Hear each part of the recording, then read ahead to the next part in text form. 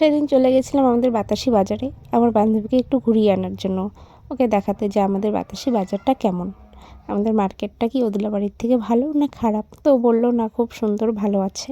তারপর আমরা ঘুরে টুরে চলে গেছিলাম খেতে মোমো চাউমিন। মোমো চাউমিন না খেলে আমাদের জীবন ব্যর্থ। মোমো চাউমিন না খেলে জীবনে কিছুই খাওনি। মোমোটা হচ্ছে আমাদের ইমোশন, চাউমিনটা তার মধ্যে কিছুটা পড়ে, কিন্তু মোমোটা সব থেকে বেশি। আমরা মোমো খেতে ভীষণ ভালোবাসি, আর আমরা রাক্ষসের মতন খেতেও ভালোবাসি। আর আমরা 4 জন মানুষ গিয়েছিলাম, সুস্থ মানুষ গিয়েছিলাম, সুস্থ মতনই খেয়ে এসেছি।